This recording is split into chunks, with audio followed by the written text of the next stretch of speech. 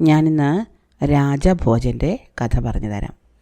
അദ്ദേഹം 11-ാം നൂറ്റാണ്ടിൽ മാൾവയിൽ ഭരിച്ചിരുന്ന പ്രശസ്തനായ ഒരു രാജാവായിരുന്നു. അദ്ദേഹം വലിയ പണ്ഡിതനും കവിയും വാസ്തുവിദ്യാ വിദഗ്ധനും ഒക്കെ ആയിരുന്നു. അപ്പോൾ അദ്ദേഹത്തെ സംബന്ധിച്ച കുറേ കഥകളാണ് ഇന്ന് ഞാൻ പറഞ്ഞു തരാൻ പോകുന്നത്.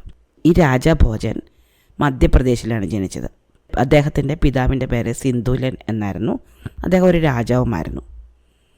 ഈ സിന്ധുലൻ എന്ന രാജാവിന് ഒരുപാട് പ്രായമായതിനു ശേഷമാണ് അദ്ദേഹത്തിന് ഇങ്ങനൊരു മകൻ ജനിക്കുന്നത്. അങ്ങനെ ഈ കുഞ്ഞ് ജനിച്ച് അതിനൊരു 5 വയസ്സൊക്കെ ആയപ്പോഴേക്കും രാജാവിന് വല്ലാതെ ക്ഷീണിതനായി, പ്രായമായി. വാർദ്ധക്യ സഹജമായ അസുഖങ്ങളൊക്കെ കൂടിക്കൂടി വന്നു. അപ്പോൾ അദ്ദേഹത്തിന് വലിയ പേടി തോന്നി. കാരണം അദ്ദേഹത്തിനൊരു സഹോദരനുണ്ട്, മുഞ്ച എന്നായിരുന്നു ഈ സഹോദരൻ്റെ പേര്. ഈ സഹോദരൻ രാജാവിനൊപ്പമായിരുന്നു താമസം. മാത്രമല്ല അദ്ദേഹവും നല്ല മിടുക്കനായ ഒരു ഭരണാധികാരിയായിരുന്നു. താൻ പെട്ടെന്ന് മരിച്ചു പോയാൽ തൻ്റെ കുഞ്ഞിൻ്റെ ജീവൻ അപകടത്തിലാകുമോ എന്ന് സിന്ധുല രാജാവിന് പേടിയുണ്ടായിരുന്നു. കാരണം മുഞ്ച ചെറുപ്പമാണ്, കുറേ കാലമായിട്ട് രാജാവാകും എന്ന് ആഗ്രഹിച്ചിരുന്നതാണ്. ഇപ്പോൾ തനിക്കൊരു മകനുണ്ടായി, അവൻ എത്രത്തോളം സുരക്ഷിതനായിരിക്കുമെന്ന് രാജാവിന് ഉറപ്പുണ്ടായിരുന്നില്ല. അതുകൊണ്ട് മകൻ വലുതാകുന്നത് വരെ തൻ്റെ സഹോദരനെ രാജാവാക്കാമെന്ന് ഈ സിന്ധുല രാജാവ് വിചാരിച്ചു. അങ്ങനെ അദ്ദേഹം തൻ്റെ സഹോദരനായ മുഞ്ചയെ വിളിച്ചിട്ട് രാജ്യഭാരം ഏൽപ്പിക്കുകയും തൻ്റെ മകനെ വളർത്തി വലുതാക്കി അവൻ വലുതാകുമ്പോൾ രാജ്യം അവനെ ഏൽപ്പിക്കണമെന്ന് പറഞ്ഞ് ഉറപ്പിക്കുകയും ചെയ്തു. ഭോജൻ ഇപ്പോൾ ചെറിയ കുട്ടിയാണ്, അവനെ നിൻ്റെ മകനായിട്ട് തന്നെ കരുതുക, അവന് വേണ്ട വിദ്യാഭ്യാസം കൊടുത്ത് വലുതാക്കി, വളർന്നു വലുതായി രാജ്യഭാരം ഏൽക്കാറായി, അവന് അതിനുള്ള കഴിവായി എന്ന് തോന്നുമ്പോൾ മാത്രം രാജ്യം അവനെ ഏൽപ്പിക്കുക എന്നാണ് രാജാവ് സഹോദരനോട് പറഞ്ഞത്. ഇങ്ങനൊരു തീരുമാനം എടുക്കുന്നതിന് മുമ്പ് രാജാവ് തൻ്റെ മന്ത്രിമാരോടും മറ്റുദ്യോഗസ്ഥരോടും ഒക്കെ ഇക്കാര്യത്തെപ്പറ്റി അഭിപ്രായം ചോദിച്ചിരുന്നു. അപ്പോൾ അവരെല്ലാവരും അതുതന്നെയാണ് പറഞ്ഞത്. കാരണം ഭോജ ചെറിയ കുട്ടിയാണ്, പെട്ടെന്ന് രാജാവിന് എന്തെങ്കിലും പറ്റുകയാണെങ്കിൽ ആ കുട്ടിക്ക് ഭരണം വലിയ ഭാരമായിട്ട് തീരും. അവൻ്റെ ബാല്യം അവന് കിട്ടേണ്ടതുണ്ട്, അവൻ്റെ വിദ്യാഭ്യാസം അവന് കിട്ടേണ്ടതുണ്ട്. മാത്രമല്ല മുഞ്ചയെ പിണക്കുന്നതും ശരിയല്ല. ഇങ്ങനെ എല്ലാവരുടെ ഉപദേശം മാനിച്ചാണ് രാജാവ് സഹോദരനോട് ഇങ്ങനെ പറഞ്ഞത്. ഇത് കേട്ട മുഞ്ച എന്ന സഹോദരൻ സിന്ധുജ രാജാവിനോട് താൻ അപ്രകാരം തന്നെ പ്രവർത്തിച്ചു കൊള്ളാമെന്നും തൻ്റെ മകനായിട്ട് തന്നെ കരുതി ഭോജനെ വളർത്തി വലുതാക്കി രാജാവാകേണ്ട പ്രായമാകുമ്പോൾ രാജയെ ഏൽപ്പിക്കാമെന്നും പറഞ്ഞു. അങ്ങനെ കാര്യങ്ങളെല്ലാം തൻ്റെ സഹോദരനെ ഏൽപ്പിച്ച സന്തോഷത്തിൽ സിന്ധുല രാജാവ് വനവാസത്തിന് പോയി. അദ്ദേഹം പിന്നീട് തിരിച്ചു വന്നതേയില്ല. അതോടെ ചെറിയ കുട്ടിയായിരുന്നു, അന്നേരം 5 വയസ്സായിരുന്നു നമ്മൾ പറഞ്ഞല്ലോ. 5 വയസ്സുള്ള ഭോജൻ എന്ന കുട്ടി തൻ്റെ പിതാവിൻ്റെ പിതൃ സഹോദരനായ മുഞ്ച എന്ന രാജാവിൻ്റെ ചുമതലയിലായി. കുറേ കാലം കഴിഞ്ഞപ്പോൾ ഒരിക്കൽ അവരുടെ കൊട്ടാരത്തിൽ ഒരു ബ്രാഹ്മണൻ വന്നു. അദ്ദേഹത്തിന് മറ്റുള്ളവരുടെ ഭാവിയെപ്പറ്റി വളരെ കൃത്യമായ പ്രവചനങ്ങൾ നടത്താൻ പറ്റും എന്ന് പറഞ്ഞുകൊണ്ടാണ് ഈ ബ്രാഹ്മണൻ കൊട്ടാരത്തിലേക്ക് വന്നത്. അപ്പോൾ കൗതുകം തോന്നിയ മുഞ്ച എന്ന രാജാവ് ഈ ബ്രാഹ്മണനെ വിളിച്ചിട്ട് തന്നെ പറ്റിയുള്ള കുറേ കാര്യങ്ങളൊക്കെ ചോദിച്ചു. അതിനൊക്കെ ഈ ബ്രാഹ്മണൻ പറഞ്ഞ മറുപടികൾ കൃത്യമായിരുന്നു. അയാൾക്ക് ഒരു കാര്യം പോലും തെറ്റിയില്ല. അപ്പോൾ രാജാവിന് ഈ ബ്രാഹ്മണൻ്റെ കഴിവിൽ വളരെയധികം വിശ്വാസം തോന്നി. അതുകൊണ്ട് അദ്ദേഹം സഹോദര പുത്രനായ ഭോജനെ പറ്റി ഈ ബ്രാഹ്മണനോട് ചോദിച്ചു. അപ്പോൾ ബ്രാഹ്മണൻ പറഞ്ഞു, ഭോജനെ പോയി വിളിച്ചുകൊണ്ട് വരൂ, അല്ലാതെ ജാതകം നോക്കാൻ പറ്റില്ല എന്ന്. അപ്പോൾ ആ കുട്ടി പഠിച്ചുകൊണ്ടിരിക്കുന്ന കുട്ടിയെ സേവകരെ അയച്ച് രാജാവ് സഭയിലേക്ക് വരുത്തി. അങ്ങനെ ഭോജൻ സഭയിലേക്ക് വന്നതും ഈ ബ്രാഹ്മണൻ ആ കുട്ടിയെ കണ്ടിട്ട് ചാടി എഴുന്നേറ്റ് രാജഭോജ എന്ന് വിളിച്ചു. അങ്ങ് ഒരുപാട് കാലം രാജ്യം ഭരിക്കും, അങ്ങയുടെ ഭരണം വളരെ മഹത്തായതായിരിക്കും, അങ്ങയുടെ കീർത്തിയും യശസ്സും രാജ്യം മുഴുവൻ വ്യാപിക്കുകയും എക്കാലവും നിലനിൽക്കുകയും ചെയ്യും എന്നൊക്കെ പറഞ്ഞ് ഈ ബ്രാഹ്മണൻ ഈ കുട്ടിയെ പുകഴ്ത്താൻ തുടങ്ങി. അന്ന് രാത്രി മുഞ്ചയ്ക്ക് ഉറക്കം വന്നതേയില്ല. ഈ ബ്രാഹ്മണൻ്റെ പ്രവചനങ്ങൾ അദ്ദേഹത്തിൻ്റെ ചെവിയിൽ അലയടിച്ചുകൊണ്ടേയിരുന്നു. കാരണം വളരെ കുറച്ച് ദിവസമേ ആയുള്ളൂ അദ്ദേഹം രാജാവായിട്ട്. ഈ ബ്രാഹ്മണൻ പറയുന്നത് കേട്ടാൽ ഈ കുട്ടി നാളെ തന്നെ അടുത്ത രാജാവായി വാഴും എന്ന് തോന്നും. അങ്ങനെ ഈ കുട്ടി പെട്ടെന്ന് രാജാവായി ഒരുപാട് കാലം വാഴണമെങ്കിൽ തനിക്ക് എന്തെങ്കിലും അപകടം സംഭവിക്കണമല്ലോ. അങ്ങനെ ആകെ പേടിച്ചു പോയ മുഞ്ച പിറ്റേന്ന് തന്നെ തൻ്റെ ഏറ്റവും വിശ്വസ്തനായ സേവകനായ വത്സരാജനെ വിളിച്ചിട്ട് പറഞ്ഞു, എനിക്ക് വളരെയധികം പേടിയാവുന്നു ഇവൻ്റെ ഭാവി ഓർത്തിട്ട്. ഇവൻ കാരണം എനിക്ക് നാശമുണ്ടാകും എന്നെനിക്ക് പേടിയുണ്ട്. അതുകൊണ്ട് നാളെ തന്നെ ഭുവനേശ്വരി ദേവിയുടെ ക്ഷേത്രത്തിൽ കൊണ്ടുപോയി ഇവനെ ബലി കൊടുക്കണം. ബലി കൊടുത്തിട്ട് അവൻ്റെ വെട്ടിമാറ്റപ്പെട്ട തല എൻ്റെ കയ്യിൽ കൊണ്ട് തരികയും വേണം. അപ്പോൾ വത്സരാജ് ചോദിച്ചു, അയ്യോ തമ്പുരാനെ, അതൊരു വളരെ കഠിനമായ കാര്യമല്ലേ, നമ്മുടെ രാജകുമാരനെ അങ്ങനെ കൊല്ലുന്നത് ശരിയാണോ? അപ്പോൾ രാജാവ് പറഞ്ഞു, ഞാൻ പറയുന്നത് നീ കേട്ടാൽ മതി, ഞാനാണ് ഇപ്പോൾ രാജാവ്, ഞാൻ പറയുന്നത് അനുസരിച്ചാൽ മതി. നാളെ തന്നെ കുട്ടിയെ കൊണ്ടുപോയി അമ്പലത്തിൽ കൊണ്ടുപോയി കൊല്ലണം. അതല്ല നീ അതനുസരിച്ചില്ലെങ്കിൽ നിൻ്റെ ജീവൻ അപകടത്തിലാവും. അങ്ങനെ ഈ വത്സരാജ് എന്ന സേവകൻ വല്ലാതെ പേടിച്ചു പോയി. അയാൾ ഉടൻ തന്നെ ഒരു തേര് വരുത്തി. അപ്പോൾ നേരം വെളുക്കുന്നതേ ഉണ്ടായിരുന്നില്ല, പ്രകാശം വീണ് തുടങ്ങിയിരുന്നില്ല. അയാൾ ഈ തേരുമായിട്ട് രാജകുമാരൻ്റെ കൊട്ടാരത്തിലേക്ക് ചെന്നിട്ട് തൻ്റെ ഒപ്പം വരാൻ ആവശ്യപ്പെട്ടു. കുട്ടിയായ ഭോജൻ അപ്പോൾ ഉറക്കമുണരുന്നതേ ഉണ്ടായിരുന്നുള്ളൂ. അവൻ തൻ്റെ സേവകനോട് ചോദിച്ചു, ഇത്ര വെളുപ്പിനെ നമ്മൾ എവിടെ പോവാണ്? നേരം വെളുത്തിട്ട് പോയാൽ പോരെ? എനിക്ക് ശരിക്കും ഉറങ്ങാൻ പോലും പറ്റിയിട്ടില്ല.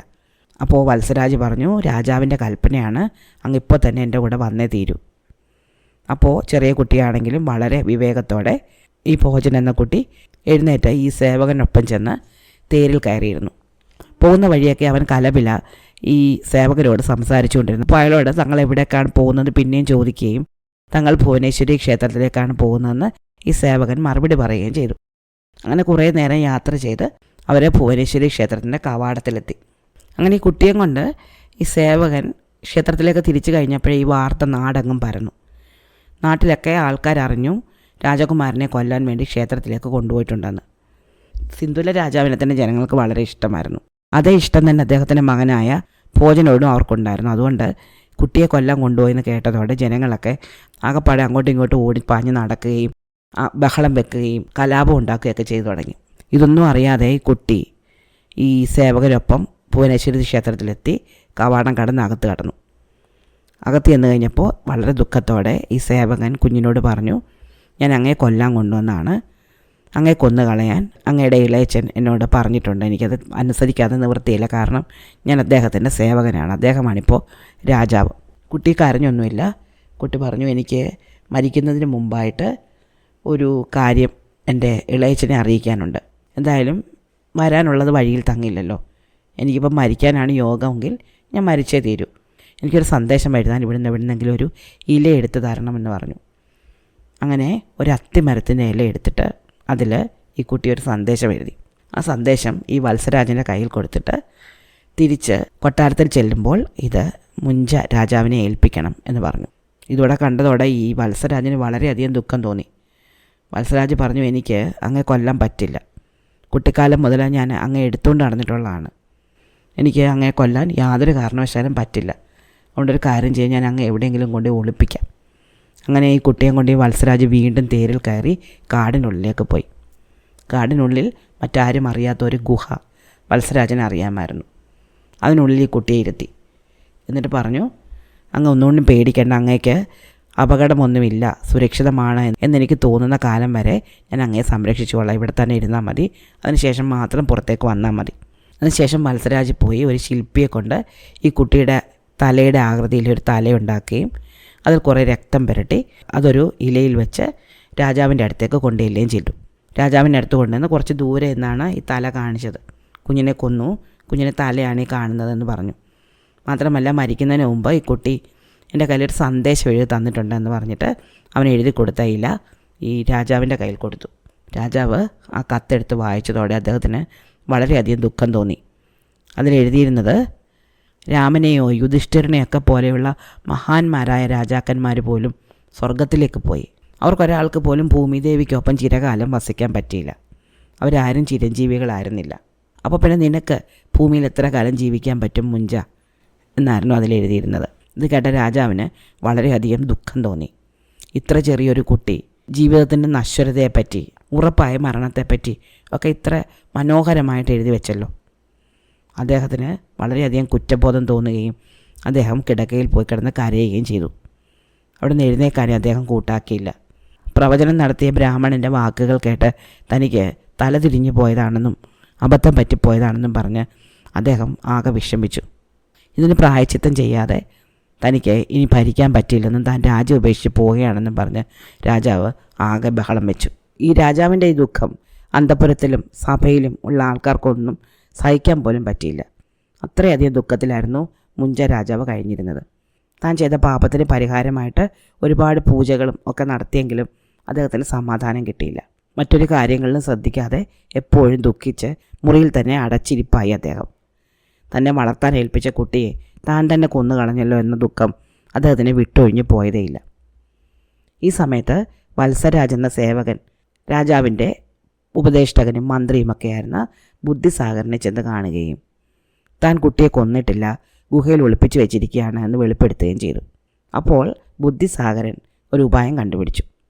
ബുദ്ധിസാഗരൻ ഒരു സന്യാസിയുടെ വേഷത്തിൽ രാജാവിൻ്റെ മുന്നിലെത്തുകയും താൻ ഒരു ശൈവ സന്യാസിയാണ്, തനിക്ക് മരിച്ചവരെ പുനരുജ്ജീവിപ്പിക്കാനുള്ള കഴിവുണ്ട് എന്ന് പറയുകയും ചെയ്തു. ഇത് കേട്ട മുഞ്ച എന്ന രാജാവ് എങ്ങനെയെങ്കിലും തൻ്റെ സഹോദരപുത്രനായ ഭോജനെ ജീവിപ്പിച്ചു തരണം എന്ന് ഈ സന്യാസിയോട് താണു വീണ് അപേക്ഷിച്ചു. ആ കുട്ടിയുടെ തല കൊട്ടാരത്തിൽ സൂക്ഷിച്ചു വെച്ചിട്ടുണ്ടായിരുന്നു. ആ തലയും എടുത്തുകൊണ്ട് കുറേ മന്ത്രങ്ങളും ജപിച്ചുകൊണ്ട് ഈ ശൈവ സന്യാസി ശ്മശാനത്തിലേക്ക് പോവുകയും അവിടെ ചെന്ന് മറ്റാരും കാണാതെ കുറച്ച് കർമ്മങ്ങളൊക്കെ അനുഷ്ഠിച്ചിട്ട് വത്സരാജൻ്റെ സഹായത്തോടുകൂടി ഗുഹയിൽ ഒളിപ്പിച്ചു വെച്ചിരുന്ന കുട്ടിയെ കൊണ്ട് തിരിച്ച് രാജ്യത്തേക്ക് വരികയും ചെയ്തു. വളരെ വലിയ ഒരു സ്വീകരണമാണ് കുട്ടിക്ക് അവിടെ കിട്ടിയത്. അവനെ എല്ലാവരും വളരെ സ്നേഹത്തോടെ സന്തോഷത്തോടെ ആഘോഷമായിട്ട് സ്വീകരിക്കുകയും മുഞ്ച അവൻ്റെ കാലിൽ വീണ് മാപ്പ് ചോദിക്കുകയും ചെയ്തു. പിന്നീട് മുഞ്ച രാജാവായിട്ടിരുന്നില്ല. അദ്ദേഹം വളരെ വിവേകിയാണ് എന്ന് തെളിയിക്കപ്പെട്ട ഭോജനെ രാജാവായിട്ട് അഭിഷേകം ചെയ്തു. അങ്ങനെയാണ് ഭോജൻ്റെ ഭരണം തുടങ്ങിയത്. ഭോജൻ രാജാവായിട്ട് കുറച്ചു കാലം കഴിഞ്ഞ് അവൻ മുതിർന്നതോടെ മുഞ്ചയും അദ്ദേഹത്തിൻ്റെ രാജ്ഞിമാരും കൊട്ടാരം വിട്ട് തപസ്സിനായിട്ട് പോവുകയും ചെയ്തു.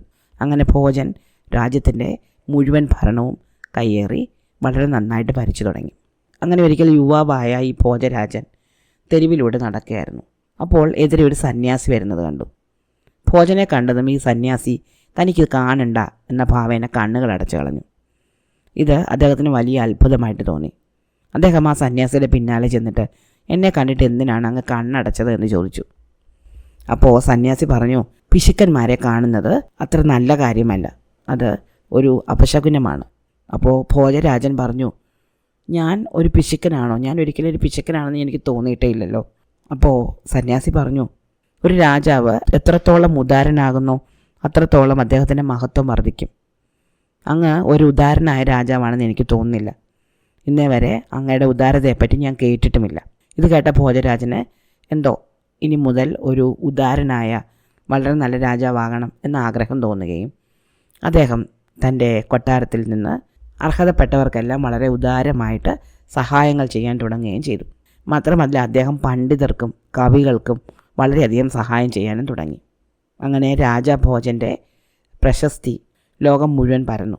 അദ്ദേഹത്തിൻ്റെ കൊട്ടാരത്തിൽ കവികളും പണ്ഡിതരും ശാസ്ത്രജ്ഞരും ഒക്കെ വരാനും അവരുടെ വിജ്ഞാനങ്ങൾ പ്രദർശിപ്പിക്കാനും തുടങ്ങി. ഇവയൊക്കെ കാണാനും കേൾക്കാനും മറ്റ് രാജ്യങ്ങളിൽ നിന്ന് ഒരുപാട് സഞ്ചാരികളും ഇദ്ദേഹത്തിൻ്റെ രാജ്യത്തേക്ക് വന്നു തുടങ്ങി. അങ്ങനെ ഭോജരാജൻ കൂടുതൽ പ്രശസ്തനായി. ഇദ്ദേഹത്തിൻ്റെ കൊട്ടാരത്തിലെ സഭയിൽ ഉണ്ടായിരുന്ന ഒരു കവിയായിരുന്നു കാളിദാസൻ. കാളിദാസൻ എന്ന് പറയുമ്പോൾ അഭിജ്ഞാനശാകുന്തളമൊക്കെ എഴുതിയ സംസ്കൃത കവി കാളിദാസനെ പറ്റി അല്ല പറയുന്നത് എന്നുകൂടി ഓർക്കണം.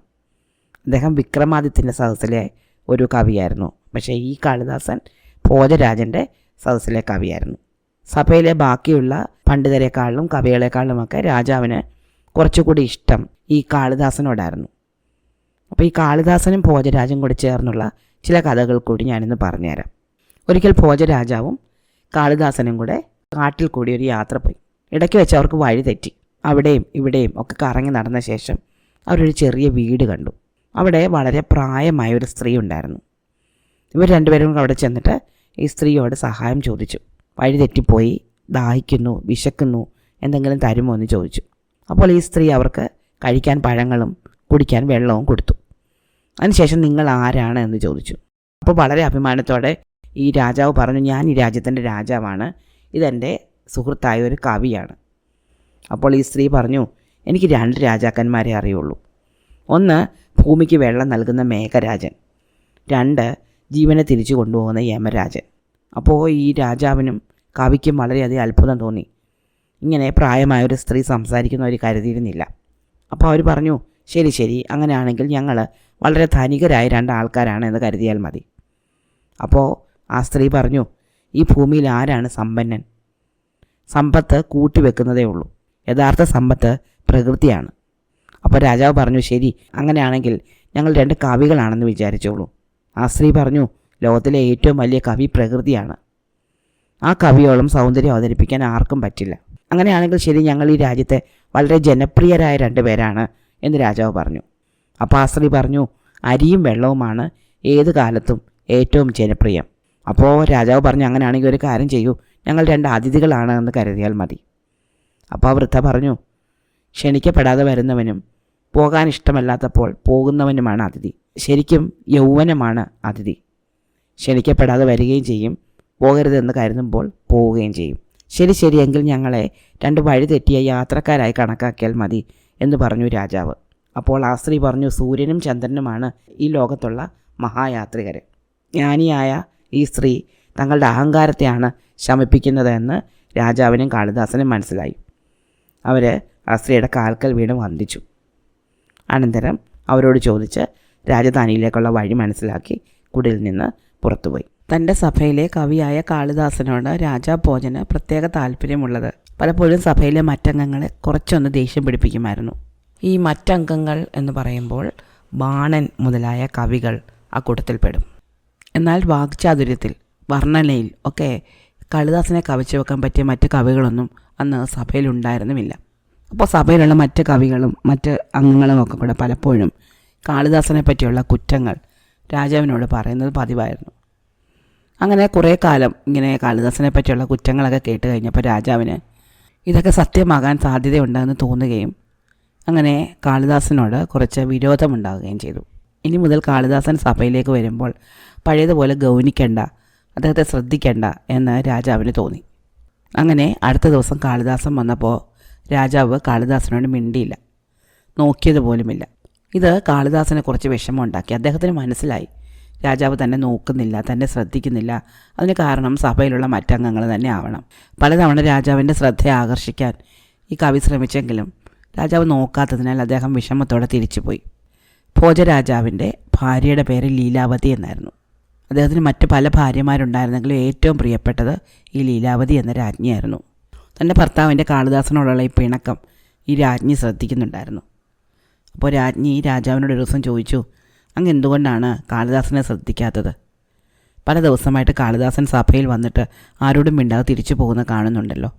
അപ്പോൾ രാജാവ് പറഞ്ഞു, കുറച്ച് ദിവസമായിട്ട് കാളിദാസന് കവിതയിലൊന്നും ശ്രദ്ധയില്ല. കൊട്ടാരത്തിലെ നർത്തകിമാരുമായിട്ടൊക്കെയാണ് കാളിദാസന് ഇപ്പോൾ താല്പര്യം. നൃത്തം കാണുകയും മദ്യം കഴിക്കുകയും ഒക്കെ ചെയ്യുന്ന അല്ലാതെ കവിത എഴുതണമെന്നോ പാട്ട് പാടണമെന്നോ ഒന്നും കാളിദാസന് ഈടായിട്ടില്ല. അപ്പോൾ രാജ്ഞി പറഞ്ഞു, അങ്ങ് അങ്ങനെ പറയുന്നത് ശരിയല്ല. കാളിദാസൻ എക്കാലവും നല്ല കവിയായിരുന്നു. അദ്ദേഹം എത്രയോ കാലമായിട്ട് കവിത എഴുതി അങ്ങേ സന്തോഷിപ്പിക്കുന്നുണ്ട്. എനിക്ക് പലപ്പോഴും തോന്നാറുണ്ട് സരസ്വതി ദേവി കാളിദാസൻ്റെ നാവിൽ വിളയാടുന്നുണ്ട് എന്ന്. എപ്പോഴെങ്കിലും അദ്ദേഹത്തിൻ്റെ കവിത്വത്തിന് എന്തെങ്കിലും കുറവ് വന്നായിട്ട് അങ്ങേക്ക് തോന്നുന്നുണ്ടോ? അപ്പോൾ രാജാവ് ആലോചിച്ചു, നേരാണ്. താൻ കണ്ട കാലം മുതൽ കാളിദാസൻ തന്നെ സന്തോഷിപ്പിക്കുന്ന കവിതകളല്ലാതെ മറ്റൊന്നും എഴുതിയിട്ടില്ല. എപ്പോഴും തൻ്റെ ഒപ്പം നടക്കുന്ന ആളാണ് കാളിദാസൻ. എന്നിട്ട് മറ്റുള്ളവർ പറയുന്നത് കേട്ട് താൻ അങ്ങനെയൊക്കെ വിശ്വസിച്ച് കാളിദാസനെ പറ്റി മോശം പറഞ്ഞല്ലോ, ശ്രദ്ധിക്കാതിരുന്നല്ലോ. ഇത് ശരിയല്ല. രാജാവ് ഉടൻ തന്നെ ഒരു ഭടനെ വിളിച്ചിട്ട് കാളിദാസനെ പോയി വിളിച്ചുകൊണ്ട് വരാൻ പറഞ്ഞു.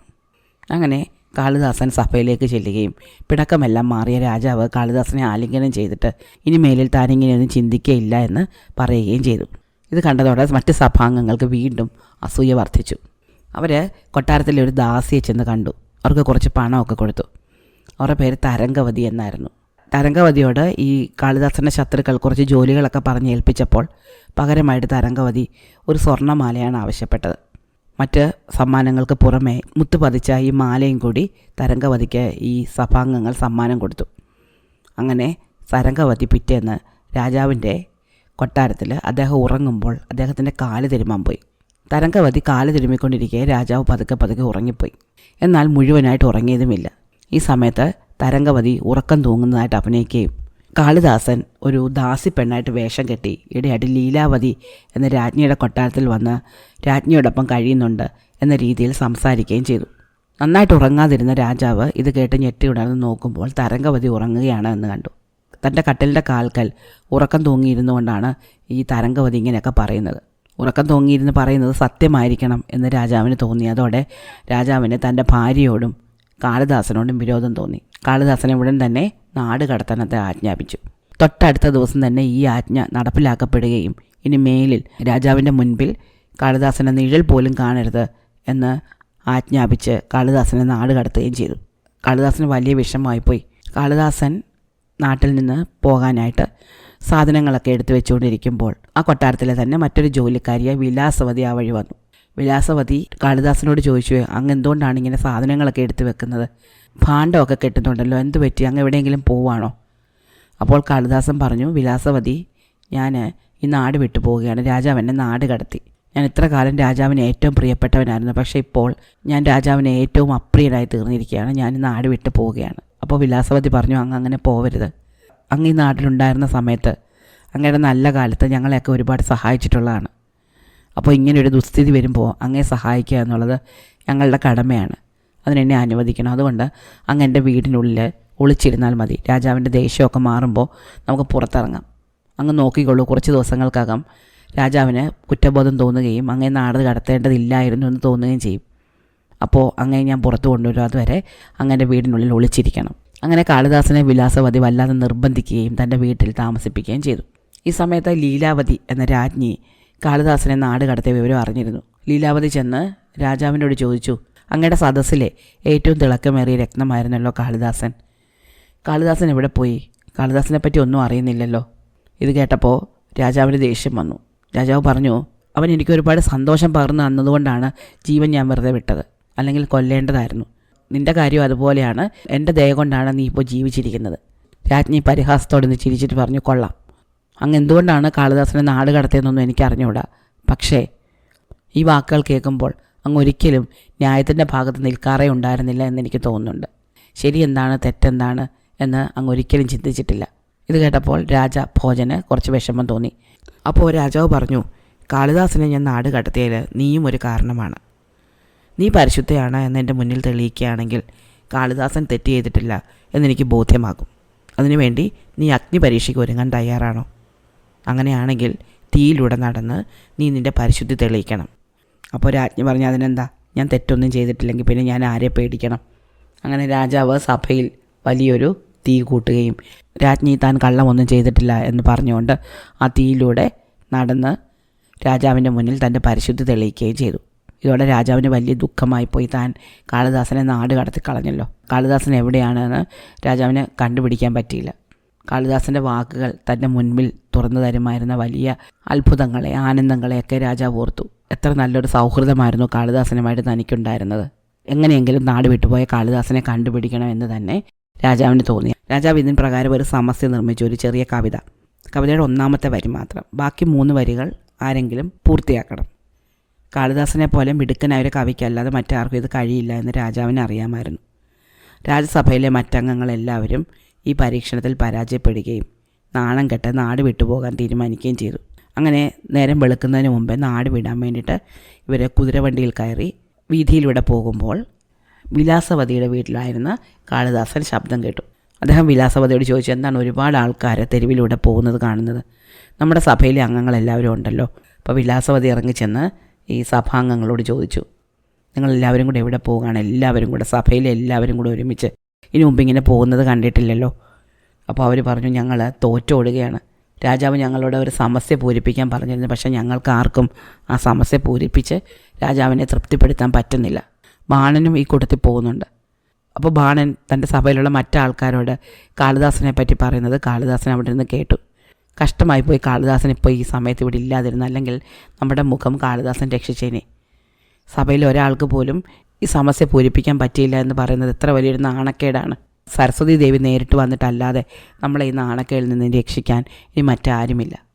അപ്പോൾ കാളിദാസൻ വിലാസവതിയോട്, ഈ സഭാംഗങ്ങളോട് ആ സമസ്യ ഇങ്ങ് വാങ്ങിച്ചുകൊണ്ട് വരാൻ പറഞ്ഞു. അങ്ങനെ വിലാസവതി ആ സമസ്യ അവരുടെ കയ്യിൽ നിന്ന് വാങ്ങി കാളിദാസൻ്റെ കയ്യിൽ കൊടുക്കുകയും കാളിദാസൻ അത് പൂരിപ്പിച്ച് അവർക്ക് തിരിച്ചു കൊടുക്കുകയും ചെയ്തു.